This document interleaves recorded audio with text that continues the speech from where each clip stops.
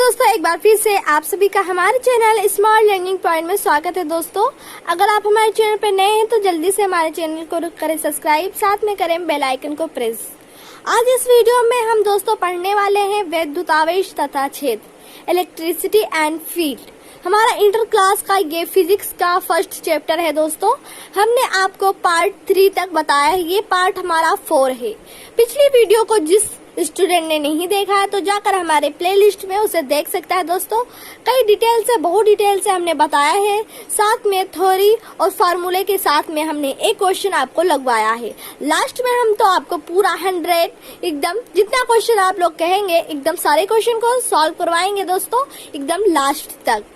दोस्तों जाकर सबसे पहले जिस स्टूडेंट ने नहीं देखा, मैं यही बार बार कहना चाहूंगी कि मेरे पिछले वीडियो को देखें तभी हमारे नेक्स्ट वीडियो को देखें, क्योंकि पिछले वीडियो में आपको बेसिक बताया है हमने। दोस्तों जब आपको बेसिक समझ में रहेगा सारा थ्योरी और क्वेश्चन तो आप लोग नेक्स्ट जो हमारा ये वीडियो है इसे ज्यादा ही समझ पाएंगे। तो चलिए दोस्तों आज इस वीडियो में हम देखने वाले हैं कूलाम के नियम का महत्व। पिछले वीडियो में आपको हमने बताया था वैद्युत बल की गुरुत्वाकर्षण बल से तुलना। क्या? वैद्युत बल की गुरुत्वाकर्षण बल से तुलना। तो तुलना में हमने आपको समानताएं बताई थी कि वैद्युत बल और गुरुत्वाकर्षण बल के बीच में क्या समानताएं होती हैं। फिर समानताएं के बाद में हमने आपको उनके बीच में जो डिफरेंट था, असमानताएं था, उसके बारे में भी बताया था। तो दोस्तों इसमें हम कूलाम के नियम का महत्व देखेंगे। पिछले वीडियो में तो कूलाम के बारे में हम अच्छे से डिटेल से बताया कि कूलाम का जो नियम है उसे किसने प्रतिपादित किया, किस सन में प्रतिपादित किया। आज इसका हम महत्व देखेंगे कि कूलाम नियम का हमारा महत्व क्या है। एग्जाम में बहुत ही ये इम्पोर्टेंट क्वेश्चन है दोस्तों, पूछ लिया जाएगा। तो सबसे पहले इसे ठीक कर लें, साथ में हम नोट्स कॉपी भी प्रोवाइड आपको लोग को करवाते रहते हैं। और हमारे अगर आपको नोट्स कॉपी और भी चाहिए तो सबसे पहले आप हमारे वीडियो को एंडिंग तक देख लीजिए करिए दोस्तों, समझ लिया करिए, फिर हमारे जाकर आप टेलीग्राम को भी ज्वाइन कर सकते हैं। अब देखिए यहाँ दिया गया है कूलाम के नियम का महत्व। तो सबसे पहले यहाँ हम देखेंगे कि कूलाम नियम का जो हमारा नियम था उसका महत्व क्या है, किस प्रकार से इसे बनाया गया, क्यों इसका कहाँ किस प्रकार से महत्व है। तो देखिए यहाँ कह रहे हैं कि कूलाम का नियम सिर्फ आवेशित पदार्थों के में लगने वाले बल को नहीं बताता, उनके मध्य में लगने वाले बल को नहीं बताता, अपितु यह नियम परमाणुओं में इलेक्ट्रॉनों को नाभिक से बांधने वाले बल को भी बताता है। अब अभी तक हमने आपको बताया कि जब दो आवेश रहते हैं तो उनके बीच लगने वाले आकर्षण और प्रतिकर्षण बल के लिए कूलाम का नियम प्रतिपादित हुआ। और ये सिर्फ यहाँ यही कहा गया इसका महत्व अपितु दो आवेशी पदार्थों के मध्य लगने वाले बल के लिए नहीं है, इलेक्ट्रॉन को प्रोटॉन की जो बांधने की क्रिया होती है उसके लिए भी ये बल को बताया गया है। तो यही यहाँ कहा गया यह नियम परमाणु में इलेक्ट्रॉनों को नाभिक से बांधने वाले बल को भी बताया गया है। इसकी सहायता से अणु परमाणु के बलों को बताया जा सकता है। जिस प्रकार से अणु और परमाणु होते हैं वो किस प्रकार से एक दूसरे से बंधे रहते हैं, इसके बारे में भी कूलाम नियम का महत्व होता है। दैनिक जीवन में हम कई बलों का अनुभव करते हैं। अब दैनिक जीवन में कई ऐसे कार्य होते हैं जिसे हम अनुभव करते हैं, वो गुरुत्वाकर्षण बल नहीं होता है दोस्तों, वो वैद्युत बल होता है। क्या होता है? वैद्युत बल।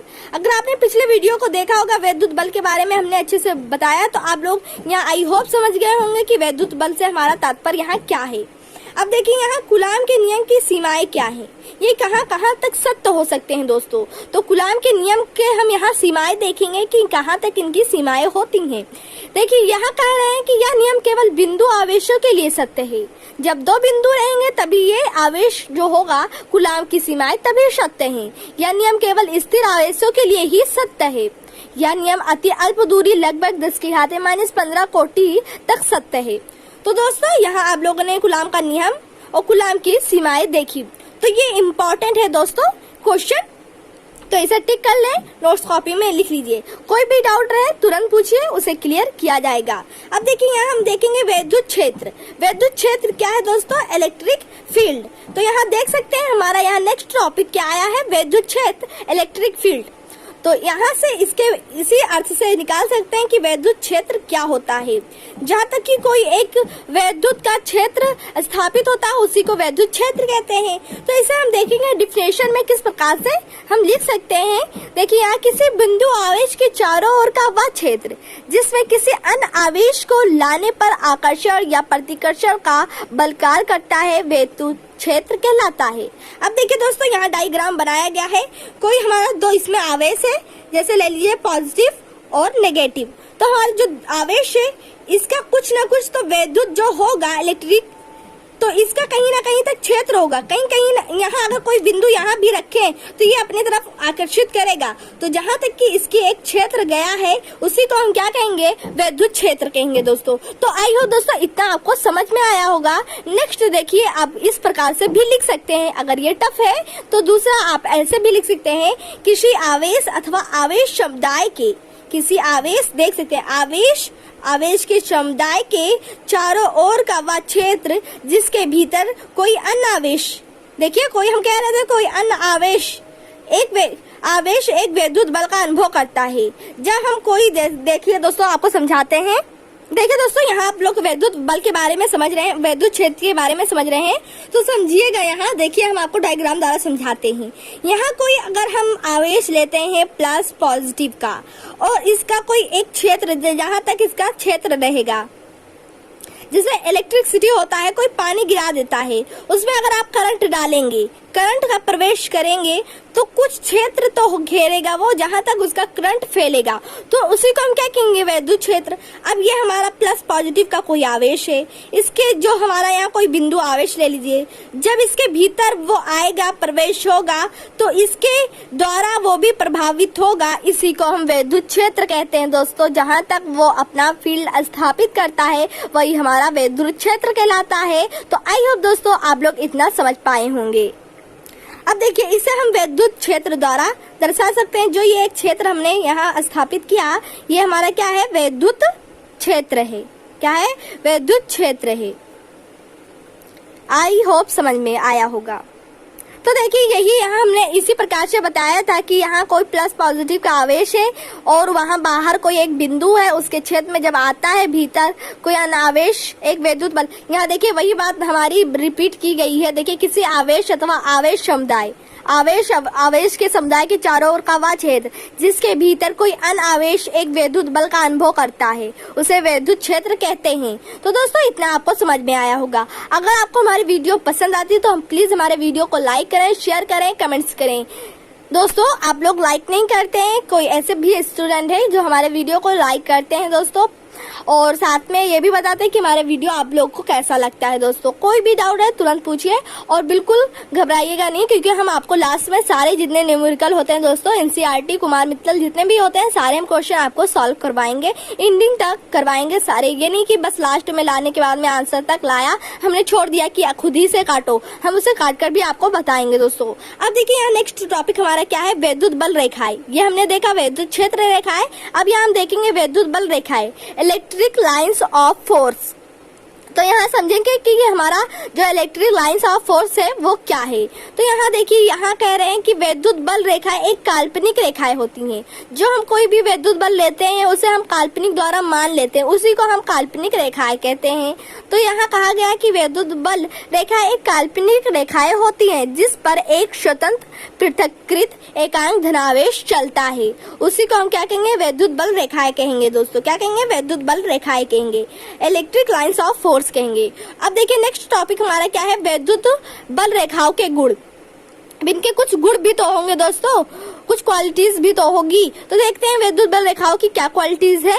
यहाँ देखिए दोस्तों कह रहे हैं कि वैद्युत बल रेखा सदैव धनावेश से बाहर निकलती हुई और ऋणावेश में भीतर प्रवेश करती है दोस्तों। यहाँ डायग्राम द्वारा आप समझ सकते हैं। यहाँ देखिए यहाँ जो हमारा पॉजिटिव है, यहाँ यही तो कहा गया सदैव धनावेश है, तो ये धनावेश है जिससे ये देखिए जो हमारी आवेश जो हमारा बाहर निकल रहा है वो निकलने के बाद में हमारा ऋणावेश के भीतर प्रवेश कर रहा है। यहाँ देखिए ये देखिए यहाँ प्रवेश कर रहा है आपका, ये आपका प्रवेश कर रहा है। तो यही यहाँ कहा गया कि वैद्युत बल रेखाएं सदैव धनावेश से बाहर निकलती हुई और ऋणावेश में भीतर की ओर प्रवेश करती हुई प्रतीत होती हैं। यही वैद्युत बल रेखाओं के गुण हैं। तो सबसे पहले दोस्तों इनके गुण रेखाएं जितने भी वो होते हैं क्वालिटीज दोस्तों, ये सब आपको आनी चाहिए, क्योंकि ये क्वेश्चन अति लघु में आपसे 2-2 नंबर के पूछ लिए जाएंगे। बहुत छोटे क्वेश्चन होते हैं दोस्तों। अब देखिए यहाँ नेक्स्ट टॉपिक में क्या कहा गया है, इन्हीं के बारे में कहा गया है। देखिए वैद्युत बल रेखाएं धनावेश से निकलकर ऋणावेश पर समाप्त हो जाती हैं। वो धनावेश से निकलने के बाद में कहाँ जाती है, ऋणावेश पे जाती है, और ऋणावेश पर जाने के बाद में क्या होती है, उसी में समाप्त हो जाती है, उसी में चली जाती है, फिर उसके बाद में वो कहीं नहीं जाती, उसी में उनको जाकर समाप्त होना होता है दोस्तों। तो वैद्युत बल रेखाएं एक खुली वक्र के रूप में भी होती हैं। यहाँ देख सकते हैं दोस्तों, जो वैद्युत बल रेखाएं हमारी यहाँ है, जो प्लस और माइनस यहाँ है, जब यहाँ से पॉजिटिव जाएगा नेगेटिव पर समाप्त होगा, तो ये देखिए एक खुली वक्र की रूप में होती हैं। यहाँ आप देख सकते हैं, यहाँ देखिए धनावेश निकल रहा है, इसमें जा रहा है, तो ये जो हमारा ये डायग्राम बना ये एक खुली वक्र है, तो इसे हम कह सकते हैं यह एक खुली वक्र की रूप में होती है। वैद्युत बल रेखा के किसी भी बिंदु पर खींची गई स्पर्श रेखा उस बिंदु पर उस बिंदु पर वैद्युत क्षेत्र की दिशा को प्रदर्शित करती हैं। यहाँ से देखिए, यहाँ से गया है तो हमारी जो वैद्युत क्षेत्र बिंदु वैद्युत क्षेत्र की दिशा की ओर गई है, तो क्या कर रहा है, ये एक दिशा को प्रदर्शित ही तो कर रहा है दोस्तों कि ये कहाँ जा रही है, ये इस साइड में जा रही है, तो इसी को क्या कहेंगे, वैद्युत बल रेखाओं के गुण कहेंगे। अब यहाँ नेक्स्ट टॉपिक हमारा क्या है दोस्तों, वैद्युत क्षेत्र की तीव्रता, इंटरसिटी ऑफ इलेक्ट्रिक फील्ड। तो विद्युत क्षेत्र की तीव्रता का जब हम फार्मूला यहाँ देखेंगे तो सबसे पहले यहाँ डिफिनेशन आपको समझाएंगे।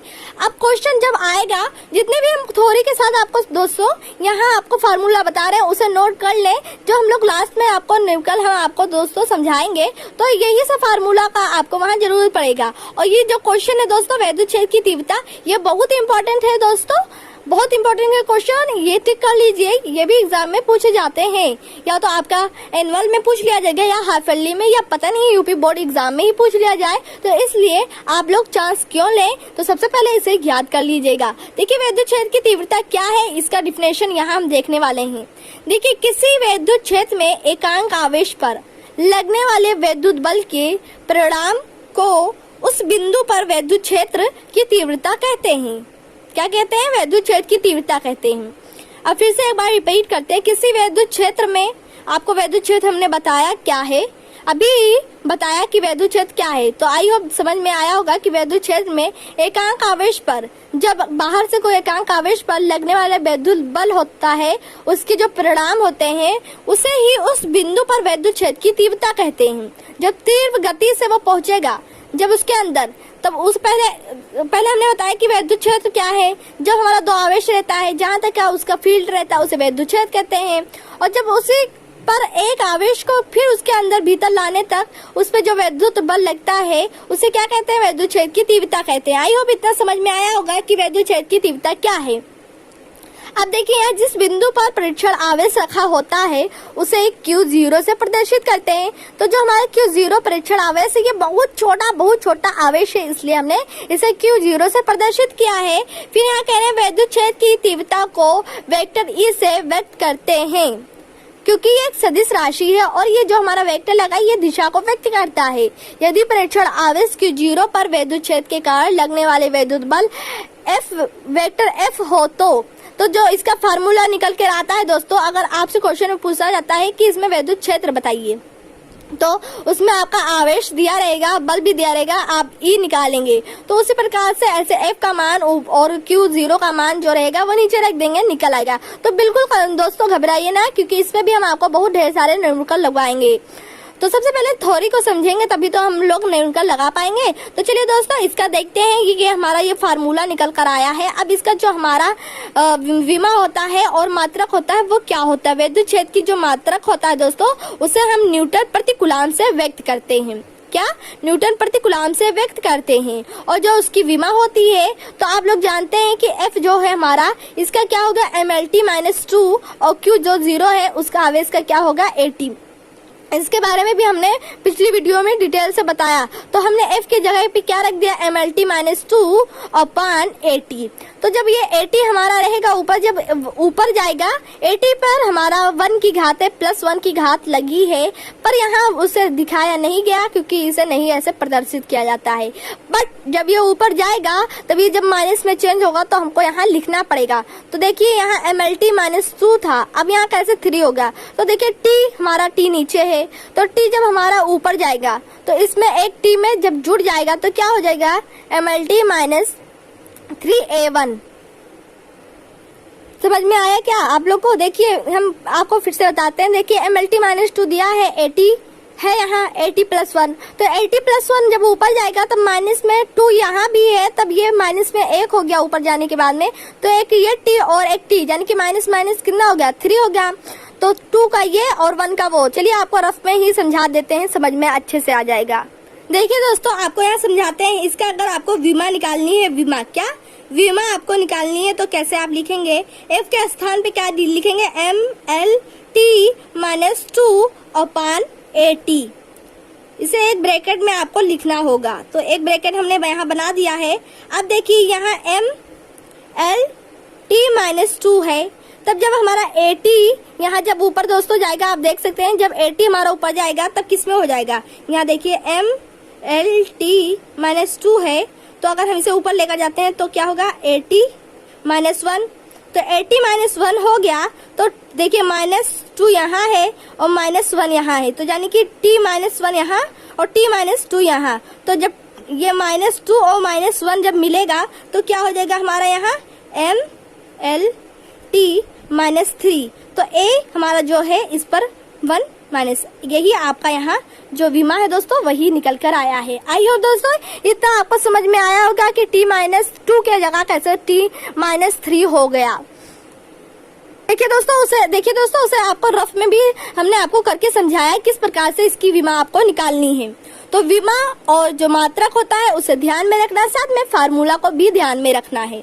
अब देखिए यहाँ कह रहे हैं कि देखिए दोस्तों, विद्युत क्षेत्र एक सदिश राशि है। क्या, विद्युत क्षेत्र एक सदिश राशि है, इसकी दिशा आवेश पर लगने वाले बल की दिशा में होती है। तभी तो हमने कहा यहाँ कि इसे वेक्टर द्वारा प्रदर्शित करते हैं, जो वेक्टर होता है वो हमारे दिशा को प्रदर्शित करता है। नेक्स्ट टॉपिक में आपको हम डेरिवेशन बताने वाले हैं दोस्तों, जिसमें आपको सिद्ध करना होगा। डेरिवेशन एग्जाम में पूछे जाते हैं, तो चलिए देखते हैं डेरिवेशन हमारा यहाँ क्या है। यहाँ आप देख सकते हैं डेरिवेशन यहाँ आपका आया है कि किसी बिंदु आवेश के कारण किसी बिंदु पर विद्युत क्षेत्र की तीव्रता ज्ञात करनी है। अब देखिए दोस्तों, यहाँ आपका 2 आवेश दिया गया है, क्या, Q, और यहाँ पहले यहाँ 2 बिंदु है, यहाँ आपका O है, यहाँ P है। O पे आपका +Q आवेश है और P पर आपका Q0 आवेश है, जिसका एक विद्युत बल भी यहाँ गया है। जब यहाँ से कोई आवेश यहाँ आएगा तो एक विद्युत बल लगेगा दोस्तों। तो यहाँ इसे आप विद्युत जो है यहाँ आपको वेक्टर F से प्रदर्शित कर दिए हैं बल को दोस्तों। अब चलिए दोस्तों, पहले आपको यहाँ अच्छे से समझाएंगे, फिर उसके बाद में अभी आपको रफ पे भी डिटेल से समझाएंगे। सबसे पहले यहाँ ध्यान से देख लीजिए, फिर उसके बाद में आपको रफ में भी समझाते हैं। सबसे पहले आप क्या लिखेंगे कि माना कि +Q कूलाम का आवेश किसी ऐसे माध्यम में रखा है जिसका प्रावैद्युतांक K है। अब प्रावैद्युतांक K क्या है दोस्तों, प्रावैद्युतांक K वो होता है जिसे किसी ऐसे उसमें रखा जाता है, किसी क्षेत्र में, जैसे तेल हो गया या पानी हो गया, तो उसे क्या कहेंगे, प्रावैद्युतांक, जिसे हम K से प्रदर्शित करते हैं। आप लोग को पिछले वीडियो में बताया कि जो प्रावैद्युतांक K होता है उसका अगर वायु में देखा जाए, निर्वात में देखा जाए मान, तो उसका 1 होता है। तो फिर इसके बाद में यहाँ कह रहा है इससे r दूरी पर, जब हमारा +Q है, इससे r दूरी पर देखिए क्या रखा है, बिंदु P पर विद्युत क्षेत्र की तीव्रता ज्ञात करनी है। कहाँ, P पर, इससे r दूरी पर है, यहाँ हमको P पर विद्युत क्षेत्र की तीव्रता ज्ञात करनी है। इसके लिए बिंदु P पर एक परीक्षण आवेश Q रख देते हैं दोस्तों। इसे रखना पड़ता है Q0, परीक्षण आवेश को यहाँ रखना पड़ता है, क्योंकि जब 2 आवेश रहेंगे तभी तो हम उसके बीच में विद्युत क्षेत्र की तीव्रता ज्ञात कर पाएंगे। इसलिए हमने यहाँ P जो बिंदु है वहाँ हमने Q0 रख दिया। अब देखिए दोस्तों, यहाँ कह रहा है कूलाम के नियम से आवेश Q0 पर लगने वाला विद्युत बल। यहाँ जब इसके पास आया आवेश तो इसने कोई बल तो लगा होगा दोस्तों, इसने कोई बल का काम किया होगा, बल। तो आप लोगों ने कूलाम के नियम से आप लोगों ने कूलाम का फार्मूला देखा होगा कि F बराबर क्या होता है, F बराबर 1/4 पाई एप्सिलॉन 0 Q1 × Q0/r का होल स्क्वायर। चलिए आपको उसे भी दिखा देते हैं। तो देखिए दोस्तों, कूलाम के नियम से क्या विद्युत बल का निकला फार्मूला, जो बल है हमारा विद्युत बल, यहाँ उसका क्या फार्मूला है, 1/4 पाई एप्सिलॉन 0 K इसलिए लिखा क्योंकि वो ऐसे प्रावैद्युतांक पे रखा है जिसका K हम यहाँ लिखेंगे, क्योंकि हमने वहाँ प्रावैद्युतांक माना है। अब देखिए Q1 × Q2/r का होल स्क्वायर, ये आपका क्या निकला, कूलाम के नियम का फार्मूला। अब विद्युत क्षेत्र की तीव्रता अभी हमने आपको उसमें जब हमने उसका डिफिनेशन बताया तो उसमें बताया था कि विद्युत क्षेत्र की तीव्रता क्या होती है, E = F/Q0। तो इसका यही फार्मूला होता है दोस्तों, जिसे आप देखिए यहाँ क्या निकला है। यहाँ आप इसे क्या लिख सकते हैं, 1/4 पाई एप्सिलॉन के। अब यहाँ एफ आपका दिया गया है, एफ क्या दिया है आपका, तो फार्मूले में एफ दिया गया है विद्युत क्षेत्र में, और आप एफ की जगह क्या निकला है आपका मान, हमने कूलाम के नियम से एफ का यहाँ मान निकाल लिया। क्या, 1/4 पाई एप्सिलॉन 0 के Q1 × Q2 अपान R का होल स्क्वायर। तो हमारा जब कूलाम के नियम से ये निकल आया दोस्तों, तो देखिए यहाँ हम लिखेंगे एफ के स्थान पे 1/4 पाई एप्सिलॉन के Q1, तो Q2 के जगह जो हमने दूसरा आवेश माना था, बहुत छोटा आवेश माना था, उसे क्या माना था, Q0, तो यहाँ हमने Q0 रख दिया। अपान R का होल स्क्वायर तो रहेगा, और यहाँ देखिए इसके F के स्थान पे हमने यही पूरा उठाकर रख दिया है, और नीचे Q0 बच गया। तो देखिए Q0 से Q0 कट गया, तो जो आपका यहाँ क्या निकल कर आया, 1/4 पाई एप्सिलॉन नॉट के Q अपान R का होल स्क्वायर, समीकरण 1। यदि माध्यम निर्वात या वायु है तो के का मान हमने क्या बताया था, 1 होता है। तो के स्थान पर अगर आपने 1 रखा तो 1 से गुणा आप सभी में करेंगे, तभी तो आपका निकल के गायब हो जाएगा, क्योंकि हमने के स्थान पर 1 रखा। तो आपका क्या आ जाएगा, ये देखिए 1/4 pi epsilon not Q upon R का होल स्क्वायर। तो ये आपका क्या निकला है दोस्तों, किसी बिंदु आवेश के कारण किसी बिंदु पर विद्युत क्षेत्र की तीव्रता। ये अगर दोस्तों ऐसे क्वेश्चन आपका आएगा, किसी बिंदु पर इतना है तो उसके द्वारा किसी बिंदु आवेश पर कितना उस पर विद्युत क्षेत्र की तीव्रता होगी। तो जब ये कहेगा तब आपको ये वाला फार्मूला लगाना है दोस्तों, क्योंकि देखिए दोस्तों ये वाला फार्मूला भी बहुत इंपॉर्टेंट है, इस पे भी कई हम लोग लास्ट में न्यूमेरिकल लगाने वाले हैं। जब लास्ट वाली हमारी सारी वीडियो आएगी वो सिर्फ न्यूमेरिकल की आएगी दोस्तों। तो चलिए अब इसे आपको रफ में भी समझा देते हैं, रफ में आपको ज्यादा समझ में आएगा। देखिए दोस्तों हम यहाँ क्या मानेंगे, 2 बिंदु मानेंगे। तो 2 बिंदु मानने के लिए हम यहाँ पहले टिक करेंगे दोस्तों। यहाँ देखिएगा ध्यान से, यहाँ देखिए हम यहाँ पहले 2 बिंदु मानेंगे। ये देखिए हमने 2 बिंदु मान लिया। ये पहला बिंदु हमारा O है, दूसरा बिंदु जो है वो P है, जिससे यहाँ कोई विद्युत बल लगेगा जिसे हम F मान लेते हैं। इस पे यहाँ से जब कोई आवेश लाएंगे तो इस पे क्या F का बल लगेगा, तो इसे हम प्लस Q आवेश यहाँ दे देते हैं, और सबसे छोटा आवेश यहाँ मानेंगे, सबसे छोटा। तो सबसे छोटा आवेश मानने के लिए हम यहाँ Q0 से इसे व्यक्त करेंगे। अब ये जो दोस्तों बिंदु आपका O और P है वो R दूरी पर स्थित है, तो इसके बीच की जो दूरी रहेगी उसे हमने क्या मान लिया, R मान लिया। क्या, R मान लिया। आई होप दोस्तों इतना आपको समझ में आया होगा। इसे थोड़ा सा और हाईलाइट बिंदु को आपको कर देते हैं रेड से। ये देखिए, आई होप दोस्तों इतना आपको समझ में आया। अब देखिए बिंदु आवेश के कारण किसी बिंदु पर विद्युत, तो बिंदु आवेश के कारण हमको किसी बिंदु P पर विद्युत क्षेत्र की तीव्रता ज्ञात करनी है। तो चलिए इसका हम आपको बताते हैं। अगर आप लोग एग्जाम में टाइम नहीं मिलता, शॉर्टकट लिखना चाहते हैं, तो सबसे पहले बस आपको यही लिखना है दोस्तों। क्या लिखेंगे, कूलाम के नियम से आवेश Q, कूलाम के नियम से आवेश Q0 पर लगने वाला बल, तो उसे हम यहाँ पहले लिखते हैं कूलाम के नियम से। तो कूलाम के नियम से लिखने के बाद में उसका फार्मूला लिखेंगे। यहाँ देखिए दोस्तों हमने कूलाम के नियम से यहाँ क्या लिख दिया, उसका फार्मूला। तो कूलाम का नियम यहाँ क्या होता है, 1/4 पाई एप्सिलॉन नॉट के Q1 × Q0 अपान R का होल स्क्वायर। हमने यहाँ क्या इसलिए माना क्योंकि जो हमारा जो आवेश है किसी ऐसे प्रावैद्युतांक माध्यम में रखा है जिसका जो प्रावैद्युतांक है वो K है। हमने आपको कहा था उसे हमने K से प्रकट करेंगे दोस्तों, क्या करेंगे, प्रदर्शित करेंगे। तो किसी ऐसे माध्यम, कहीं ऐसे तो नहीं रखा होगा, इसका कोई एक माध्यम तो होगा जिसमें वो रखा होगा। तो हमने यहाँ क्या मान लिया, K। अब देखिए Q1 Q2 होता है, तो Q1 आपका ये हो गया दोस्तों, क्या Q1 ये हो गया, और Q2 आपका Q0, जिसने हमने दूसरा आवेश जो हमने माना है Q2 को वो Q0 माना है, बहुत छोटा आवेश हमने माना है, इसलिए यहाँ हमने Q0 रख लिया। तो क्या हो गया, कूलाम के नियम से अगर आप लोग दोस्तों इतना लिखते हैं तब भी आप लोग पूरा डिटेल जितना नंबर होता है इसका सारे फुल मार्क्स इसमें आप लोग पाएंगे दोस्तों। तो चलिए आप देखते हैं कि नेक्स्ट टॉपिक हमें क्या लिखना है। तो क्या आ गया हमारा, यहाँ हमको अभी यही तो विद्युत क्षेत्र की तीव्रता ही किसी बिंदु पर याद करनी थी, तो हमने यहाँ लिखा विद्युत क्षेत्र की तीव्रता। तो विद्युत क्षेत्र की तीव्रता का आप लोग फार्मूला जानते हैं कि E = F/Q0 होता है दोस्तों। इसको लिखने के बाद में आपको क्या करना है, यहाँ देखिए F दिया गया है, फार्मूले में तो एफ दिया गया है और हमने कूलाम के नियम से यहाँ निकाला कि कूलाम के नियम में जो होता है वो कूलाम के नियम से ही है, तो इस पे कोई वैद्युत बल लग रहा है, तो वैद्युत बल लग रहा है तो एफ कितना हो गया हमारा 1/4 पाई एप्सिलॉन नॉट के Q1 इंटू Q0 अपान R का होल स्क्वायर। इसलिए लिखने के बाद में हमको वैद्युत क्षेत्र की तीव्रता ज्ञात करनी है। अब देखिए वैद्युत क्षेत्र ये हमें ज्ञात करनी है, तो इसका फार्मूला F/Q0 होता है, जो कि हमने यहाँ निकाल ही लिया कि कूलाम के नियम से वैद्युत बल कितना है, इतना है। तो F के स्थान पे आपको कितना रख देना है, ये जितना आपका दिया गया है यही आपको लिख देना है दोस्तों। तो चलिए इसको हम लिख देते हैं यहाँ।